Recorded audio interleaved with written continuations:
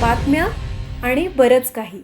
नमस्कार, मी सुद्धा महाराष्ट्र खबर न्यूज मध्ये आपलं सगळ्यांचं स्वागत. मराठा आरक्षणाच्या मुद्द्यावरून मराठा आंदोलक मनोज जरांगे पाटील यांनी पुन्हा एकदा राज्य सरकार विरोधात आक्रमक भूमिका घेतली आहे. मराठा समाजाला वेड्यात काढण्याचं काम सुरू असून आता आरपारची लढाई लढण्याची वेळ आली आहे, अशा कडक शब्दात जरांगे पाटील यांनी सरकारला थेट इशारा दिला आहे. येत्या 29 ऑगस्ट पासून पुन्हा एकदा राज्यव्यापी आंदोलनाचा इशाराही दिला आहे. जरांगे पाटील यांनी सरकारच्या धोरणावर जोरदार ताशेरे ओढले. ते म्हणाले, गेल्या 3 वर्षांपासून समाजातील लेकरांसाठी आमचं रक्त जळतंय.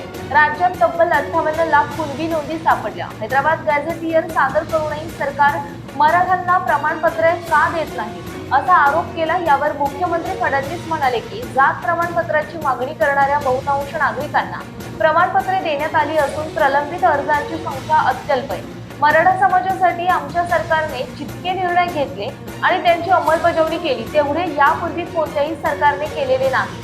तरीही कुणाला न्याय मिळत नसल्याची भावना असेल तर त्यातून संवादाने मार्ग काढता येईल, असे त्यांनी सांगितले. मराठा आंदोलनादरम्यान दाखल झालेल्या गुन्ह्यांबाबत बोलताना मुख्यमंत्री म्हणाले, आंदोलनकर्त्यांवरील गुन्हे मागे घेण्याचे आदेश सरकारने आधीच दिलेत. सरकारने या संपूर्ण प्रकरणात संयमाची भूमिका घेतली असून गुन्हे मागे घेण्याची प्रक्रिया सुरू आहे, असंही त्यांनी स्पष्ट केलंय.